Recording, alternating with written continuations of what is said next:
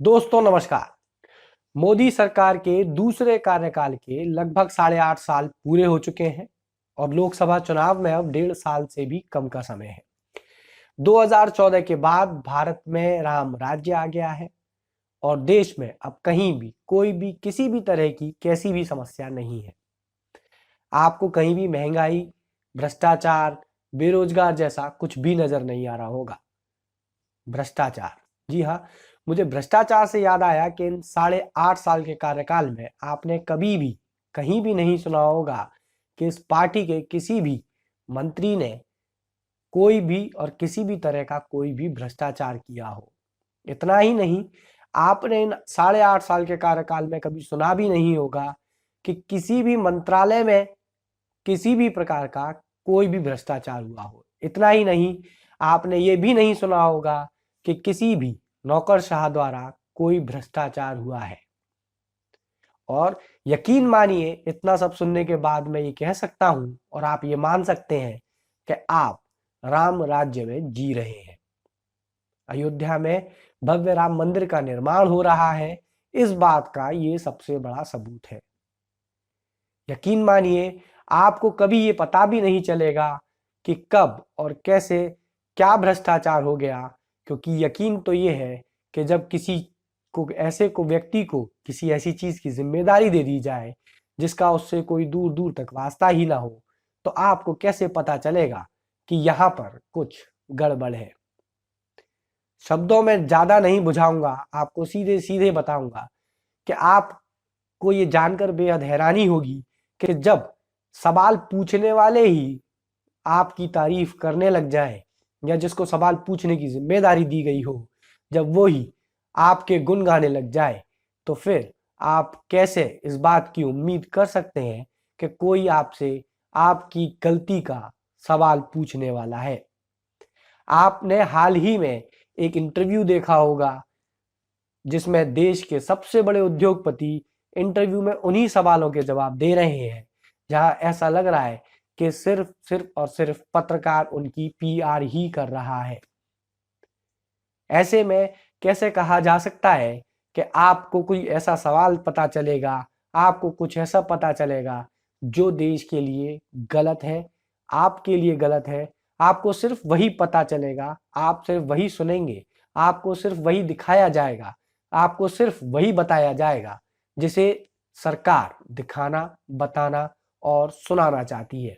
ऐसा मैं इसलिए भी कह रहा हूं क्योंकि आपको ये जानकर बेहद हैरानी होने वाली है कि अभी तक केवल आपने गोदी मीडिया शब्द ही सुना था, लेकिन आगे आने वाले समय में आपको कुछ और ऐसे शब्द सुनने को मिल सकते हैं कि अब आप ये भी कह सकते हैं कि स्वतंत्र पत्रकारिता का पूरी तरीके से गला घोंटने की पूरी तैयारी इस सरकार ने कर ली है। एक मसौदा सरकार द्वारा तैयार किया जा रहा है जिसमें ऐसे सभी डिजिटल प्लेटफॉर्म्स पर भी अब सरकार की पाबंदी होगी जहां पर वो कौन सी खबर दिखाई जानी है और कौन सी खबर छिपाई जानी है या कौन सी खबर नहीं दिखाई जानी है, कौन सी खबर नहीं बताई जानी है, इसका निर्णय भी सरकार द्वारा ही लिया जाएगा। इसके लिए एक स्वतंत्र एजेंसी पीआईबी को भी तय कर लिया गया है और पूर्व में अगर देखा जाए या पहले भी देखा जाए तो पीआईबी ने जिन खबरों की पुष्टि की है वो खबरें भी गलत साबित होती रही हैं।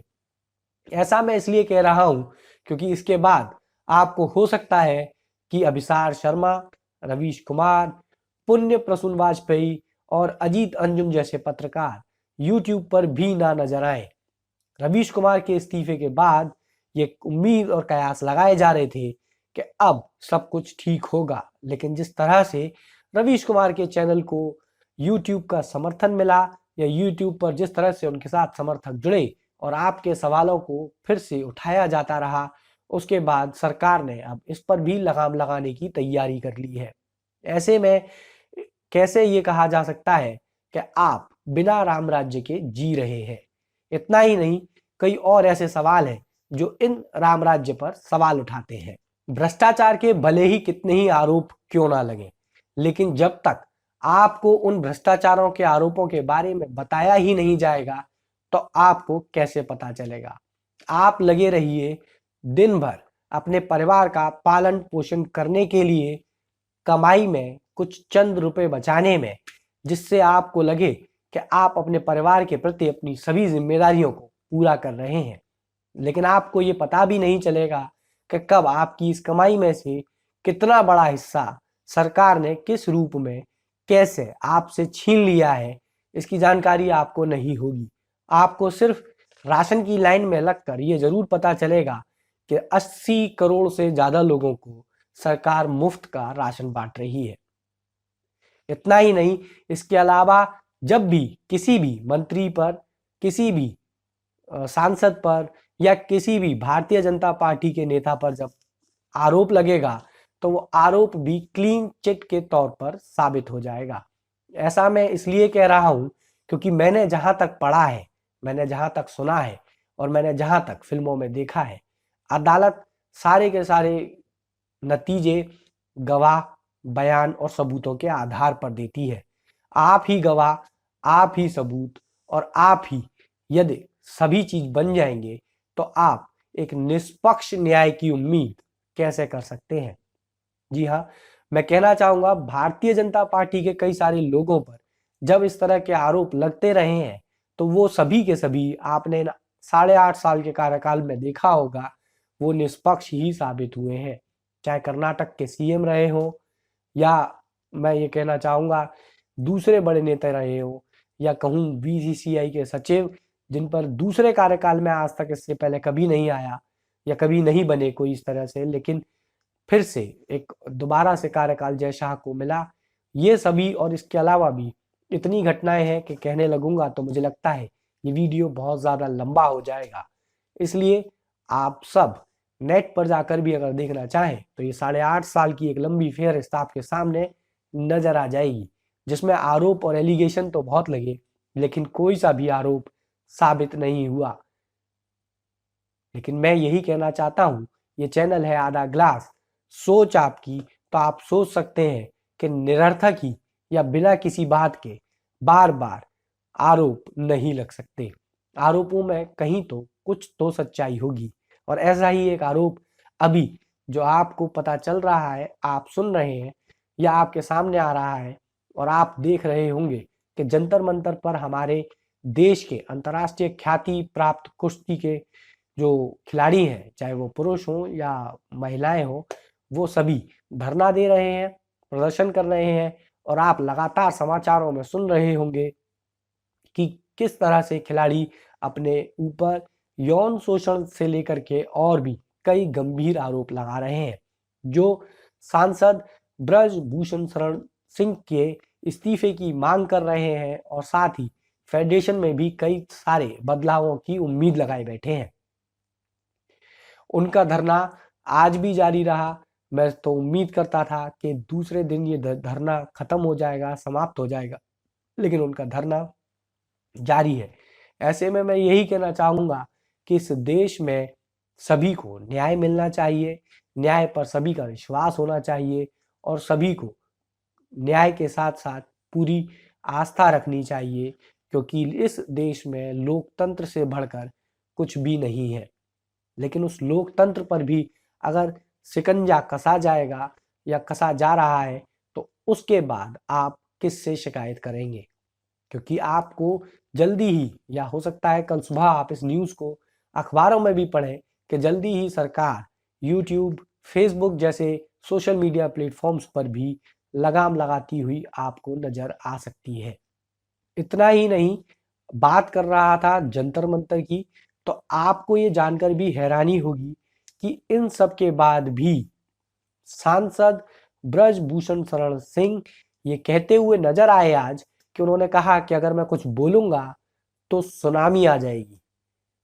और दूसरी ओर सारे के सारे खिलाड़ी ये आरोप लगाते रहे कि हमारे पास सबूत है, अगर हम सबूत सामने रखेंगे, सबूत सामने लाएंगे तो ये देश की बेइज्जती होगी, देश के साथ भी गलत होगा और वो उन्हें सार्वजनिक करने के बजाय उन्हें प्रधानमंत्री या ऐसी किसी के सामने बताना और करना चाहते हैं, जिसको लेकर ये धरना अभी भी जारी है। लेकिन इसके बाद भी अभी तक काफी समय हो चुका है इन खिलाड़ियों को, लेकिन प्रधानमंत्री जी की ओर से इस तरह का कोई भी जवाब नहीं आया। वहीं मंत्री स्मृति ईरानी, महिला आयोग, इन ओर से भी किसी भी तरह का जवाब नहीं आया, क्योंकि आरोप सीधे सीधे भारतीय जनता पार्टी के एक सांसद पर लग रहे हैं। तो ऐसी स्थिति में इनका जवाब ना आना, आप क्या कहेंगे, आप क्या बोलेंगे और आप क्या सोचेंगे? आप बस यही सोचिए कि आप राम राज्य में जी रहे हैं, या मैं सिर्फ चलते चलते एक शब्द में अपनी बात कहूंगा और आपसे इजाजत लूंगा कि जब सैया भये कोतवाल तो डर काहे का। अगले एपिसोड में आपसे फिर मुलाकात होगी किसी नए विषय, किसी नई वस्तु और किसी नई जानकारी के साथ। गिलास के दोनों हिस्से और दोनों पहलुओं को लेकर मैं आपके बीच आऊंगा। कोशिश करूंगा आपको दोनों हिस्सों से रूबरू कराने की, लेकिन आज सिर्फ आपको इन बयानों के साथ छोड़ जाऊंगा। आप जाते जाते इन बयानों को गौर से सुनिएगा जरूर और विचार कीजिएगा, क्योंकि मैं अब भी यही कहूंगा, इस चैनल का नाम है आधा ग्लास, सोच आपकी। जय हिंद। पहले आना चाहिए था, और अच्छा होता कि ये नाम लेकर के भी आते कि किस खिलाड़ी के साथ चीफ कोच ने बदसलूकी की है, या किस कोच के साथ ब्रजभूषण सिंह ने बदसलूकी की है, या किस कोच के साथ फेडरेशन बदसलूकी की है। ये नाम लेकर के आना चाहिए। और आपके मीडिया के माध्यम से मैं आग्रह करना चाहता हूं कि अगर वोटिंग करा दीजिए, अभी वोटिंग करा दीजिए, अपने चैनल पर वोटिंग करा दीजिए कि देश के खिलाड़ियों का क्या मूड है, तो 97 और 3% का रेशियो आएगा। 3% खिलाड़ी इनके साथ नहीं है, 97% खिलाड़ी जो है फेडरेशन के साथ है। क्योंकि मैंने अपना खून पसीना लगा करके इसको सींचा है, कहां से कहां घसीट करके इस फेडरेशन को हम लाए हैं। सभी को नमस्कार। आप सभी को पता है कि हम धरना दे रहे हैं, सभी पहलवान और जंतर मंत्र पे बैठे हैं। तो मैं आप सभी से निवेदन करता हूं, जो कुश्ती जगत से हैं, कोचेज हैं, हमारे गुरु हैं, खलीफा हैं और हमारे पहलवान हैं, ये हमारे गेम को बचाने की लड़ाई है। इसमें आप हमारे साथ खड़े हुइए। और जो हमारे प्रेसिडेंट साहब बोल रहे हैं कि ये तो 3% है, 97% तो मेरे साथ है।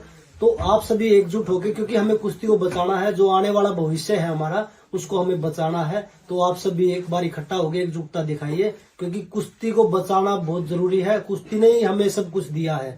तो आप कुश्ती से जुड़े हैं, आप सभी लोगों से निवेदन है कि आप हमारा सपोर्ट कीजिए। धन्यवाद। सभी को नमस्कार। जैसा कि आप सब जानते हैं कि आज हम सब जंतर मंतर पे धरना प्रदर्शन कर रहे थे, जितने भी हम पहलवान थे। और ये लड़ाई हम सब की लड़ाई है, हम पहलवानों की लड़ाई है, हम पहलवानों के भविष्य की लड़ाई है, ये पहलवानों के वर्तमान की लड़ाई है। और हम चाहते हैं कि आप सब लोग इसमें भागीदार हो।